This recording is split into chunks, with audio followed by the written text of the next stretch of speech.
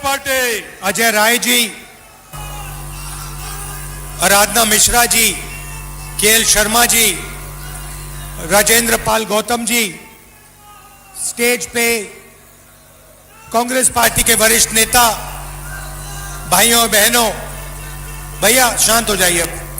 भाइयों और बहनों, आप सबका बहुत बहुत स्वागत। गर्मी में आप आए, बात सुनने आए, इसके लिए दिल से आप सबका धन्यवाद करता हूं। वीरा पासी जी की याद में ये फंक्शन है।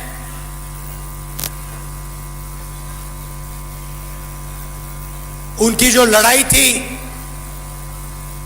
उनका जो त्याग था, उसको याद कर रहे हैं हम आज। मगर जब मैं भाषण सुन रहा था तो मैं सोच रहा था कि हां,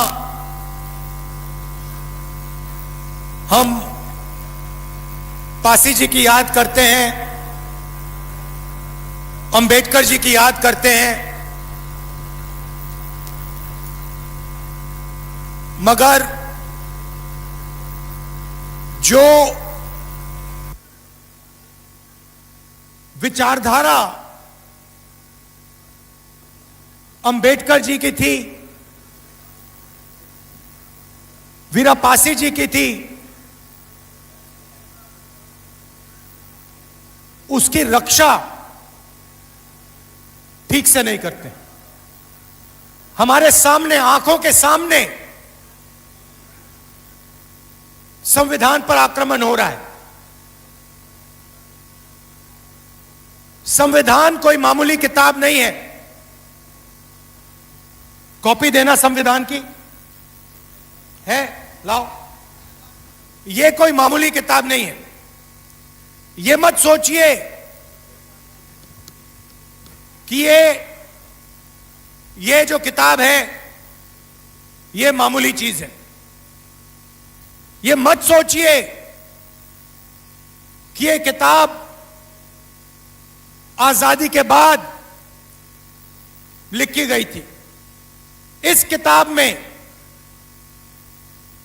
एक विचारधारा है, वो अंबेडकर जी के खून में थी, वीरा पासी जी के खून में थी, महात्मा गांधी जी के खून में थी। और हर प्रदेश में आपको कोई ना कोई व्यक्ति मिलेगा जो इस किताब के लिए लड़ा था और मरा था। केरल में नारायण गुरु जी, कर्नाटक में बसवना जी, बुद्ध भगवान, गुरु नानक, कबीर, इन सब की आवाज इस संविधान में है। हम बड़े बड़े फंक्शन करते हैं, फोटो के सामने हाथ जोड़ देते हैं, मूर्ति के सामने मत्था टेक देते हैं, मगर जब हमारे आंखों के सामने वीरा पासी जी की विचारधारा का अपमान किया जा रहा है, उसके चित्र उड़ाए जा रहे हैं, तो फिर हम चुप हो जाते हैं। अंबेडकर जी की बात होती है, हाथ जोड़े जाते हैं, मगर जब अंबेडकर जी के संविधान पर आरएसएस खुलकर आक्रमण करता है, फाड़ के फेंक देता है,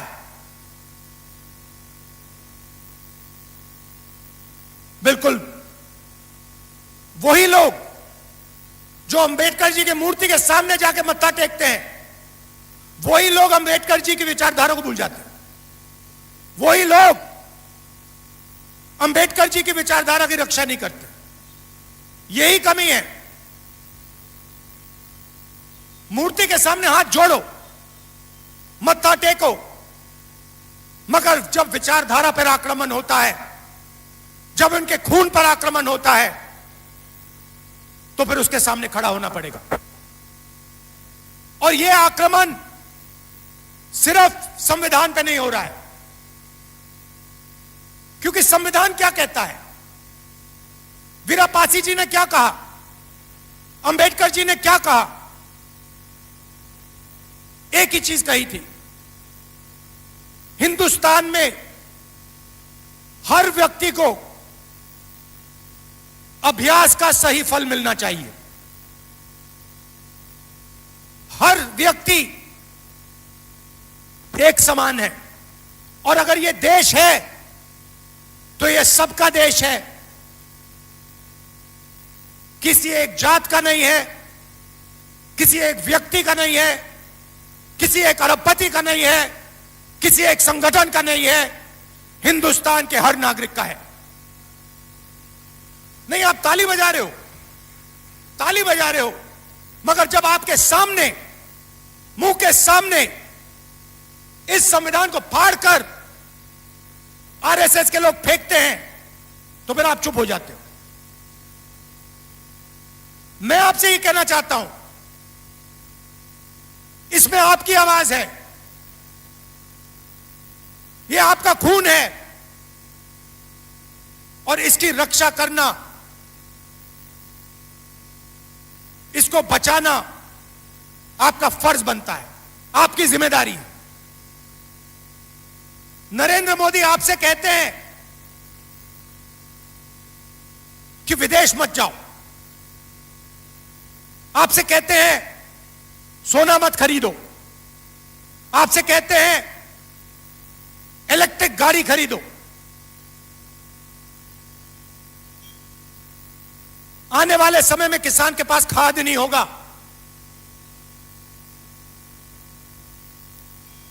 आर्थिक तूफान आ रहा है। आप देखना कुछ ही महीनों में महंगाई कहां जाती है, पेट्रोल के दाम कहां जाते हैं, डीजल के दाम कहां जाते हैं, गैस के दाम कहां जाते हैं, दाल चावल के दाम कहां जाते हैं। खुल के प्रधानमंत्री कहता है सोना मत खरीदो, विदेश मत जाओ, और फिर हजारों करोड़ रुपए के जहाज में विदेश चला जाता है। आप लोग चुप रहते हो, आप लोग एक शब्द नहीं बोलते हो, और 24 घंटा प्रधानमंत्री इस पर आक्रमण करता है, वोट चोरी करता है, इस पर आक्रमण करता है, मनरेगा को खत्म करता है, इस पर आक्रमण करता है, जाति जनगणना नहीं करवाता, इस पर आक्रमण करता है, अंबानी अदानी को पूरा देश बेच देता है, इस पर आक्रमण करता है।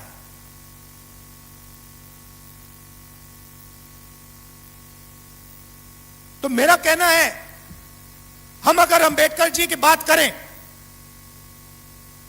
अगर हम वीरा पासी जी की बात करें और उनकी मूर्ति के सामने हम हाथ जोड़ें, तो फिर हमारी जिम्मेदारी है कि उनकी विचारधारा की हम रक्षा करें। इसके बिना हाथ जोड़ने का कोई मतलब ही नहीं है।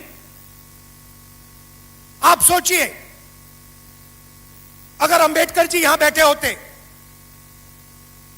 और आप उनके सामने हाथ जोड़ते, उनके नारे लगाते, और फिर एकदम बाहर जाके अंग्रेजों के साथ मिल जाते, उनकी विचारधारा के खिलाफ खड़े हो जाते, या उनकी विचारधारा की रक्षा नहीं करते, तो अंबेडकर जी, वीरा पासी जी क्या कहते?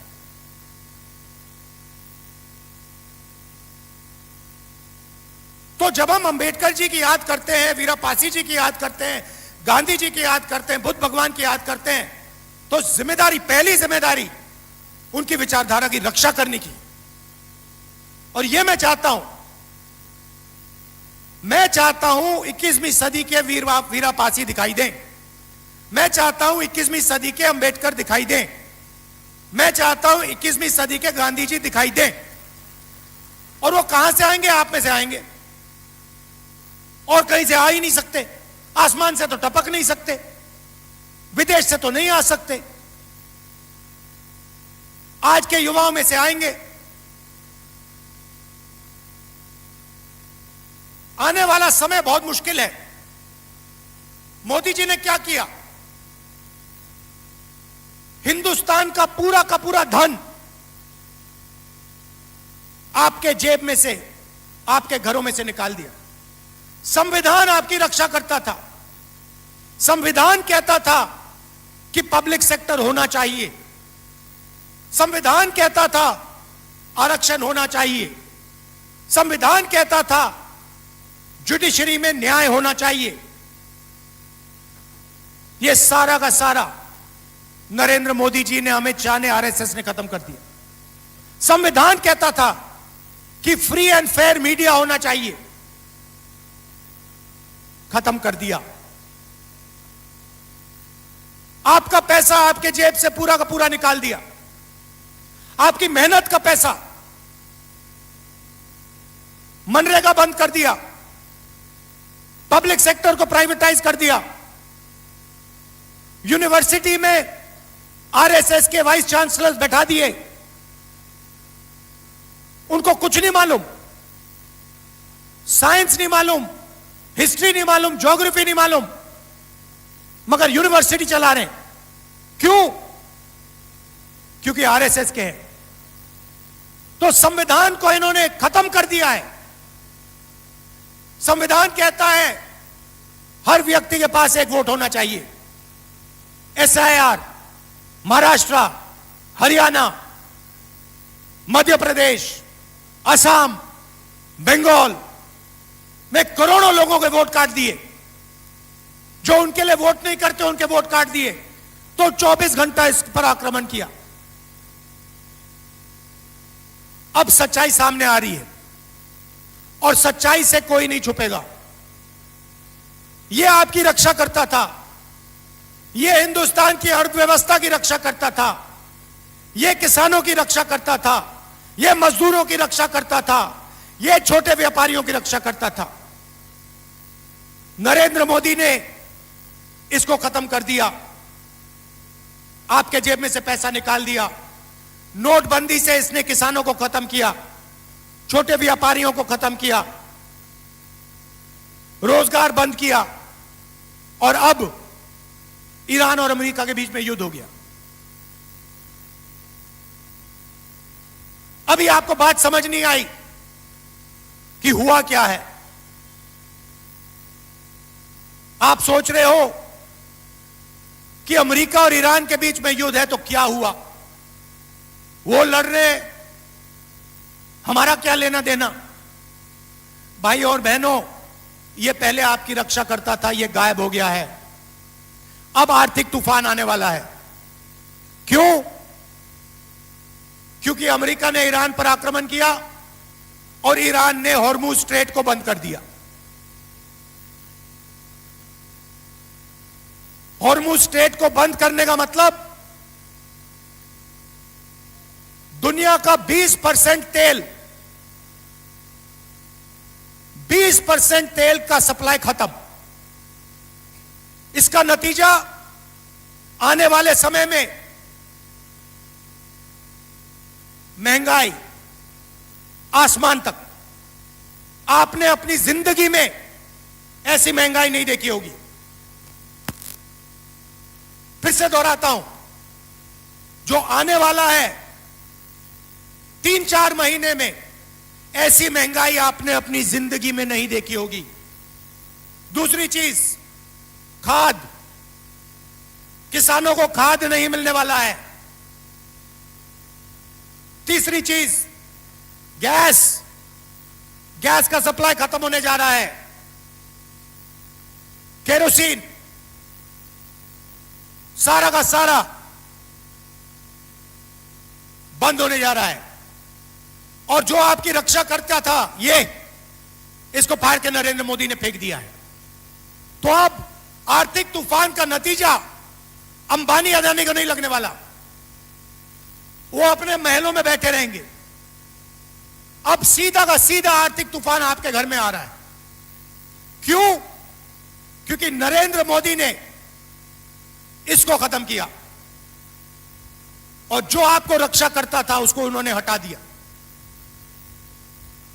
अब पूरा का पूरा झटका किसानों को लगने वाला है, युवाओं को लगने वाला है, मजदूरों को लगने वाला है, माताओं बहनों को लगने वाला है। और नरेंद्र मोदी क्या कहता है? कहता है विदेश मत जाओ, और फिर अपने जहाज पे उड़ के विदेश चला जाता है। भाइयों और बहनों, नरेंद्र मोदी ने हिंदुस्तान के आर्थिक सिस्टम को बेच दिया है। फिर से बोलता हूं, नरेंद्र मोदी ने हिंदुस्तान के आर्थिक सिस्टम को बेच दिया है। उसने अदानी को, अंबानी को और अमेरिका को हिंदुस्तान का आर्थिक सिस्टम पकड़ा दिया है। अब आर्थिक तूफान आ रहा है और नरेंद्र मोदी और हिंदुस्तान की सरकार आपको नहीं बचा पाएगी। देखना, 2-3 महीने में आपको पता लग जाएगा कैसा जबरदस्त झटका लगने वाला है। और आप याद रखना, नरेंद्र मोदी कहेगा, आपसे कहेगा, रोएगा, जैसे कोविड के समय रोया था, जैसे नोटबंदी के समय रोया था, रोएगा और कहेगा मेरी गलती नहीं है। और मैं आपको बता रहा हूं कि गलती सिर्फ नरेंद्र मोदी, अमित शाह और आरएसएस की है, क्योंकि इन्होंने इसको खत्म किया है। देख लेना, 1 महीने के अंदर टीवी पे आएगा नरेंद्र मोदी, रोएगा, हाथ जोड़ेगा, जैसे नोटबंदी में कहा था मुझे लटका देना फांसी से। नोटबंदी उसने की, आपसे पैसा उसने छीना, आपके घर से पैसा उसने छीना, और फिर आके हाथ जोड़ दिए और कहा कि मुझे लटका देना फांसी पे अगर काला धन नहीं खत्म हुआ। काला धन खत्म हुआ। उसके बाद कोविड के समय वही बात की, मजदूरों को मरवा दिया, घर भेज दिया, लॉकडाउन कर दिया और अरबपतियों का लाखों करोड़ रुपए कर्जा माफ कर दिया। और फिर से करने वाला है। चुनाव से पहले कहा कि पेट्रोल की कोई कमी नहीं है, गैस की कोई कमी नहीं है, पेट्रोल के दाम नहीं बढ़ेंगे। और आज जब पेट्रोल के दाम बढ़ रहे हैं तो अंबानी पेट्रोल हिंदुस्तान के बाहर भेज रहा है। अंबानी रूस से पेट्रोल खरीदता है और बाहर बेचता है। और अंबानी नरेंद्र मोदी की फंडिंग उस पेट्रोल के पैसे से करता है। यह सच्चाई है। रास्ता क्लियर है, रास्ता दिखाया गया है पहले। अंबेडकर जी का रास्ता है, नेहरू जी का रास्ता है, गांधी जी का रास्ता है, वीरापासी जी का रास्ता है, बुद्ध भगवान का रास्ता है, नारायण गुरु, बसवना, ये सब, इन सब लोगों ने रास्ता दिखाया है। आप मूर्तियों के सामने हाथ जोड़िए, घंटों जोड़िए, मत्था टेकिए, मगर जब उनकी विचारधारा पर आक्रमण होता है तो फिर खड़े हो जाइए और पीछे मत हटिए। यही है मतलब, यही है मतलब मत्थे टेकने का, यही है मतलब हाथ जोड़ने का। नारों से कुछ नहीं होने वाला, इसकी रक्षा कीजिए। इसमें वीरापासी जी की आवाज है, उनका खून है इसमें। अंबेडकर जी की आवाज है, खून है इसमें। गांधी जी, नेहरू जी, सबकी आवाज है इसमें, सबका खून है इसमें। आवाज की और खून की रक्षा कीजिए। हाथ जोड़ने से अब कुछ नहीं होने वाला है, खड़ा होना पड़ेगा, लड़ना पड़ेगा।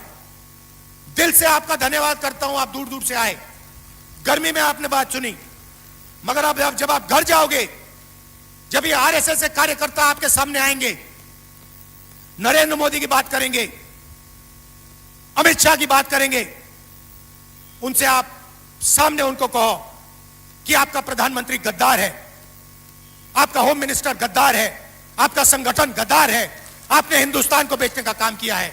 आपने हमारे संगठन, आपने हमारे संविधान पर आक्रमण किया है, आपने अंबेडकर जी पर आक्रमण किया है, आपने वीरापासी जी पर आक्रमण किया है, आपने गांधी जी पर आक्रमण किया है। खुल के उनसे कहिए। दिल से आपका धन्यवाद करता हूं। नमस्कार, जय हिंद।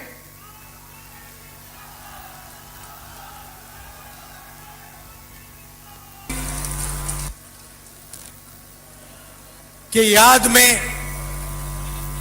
ये फंक्शन है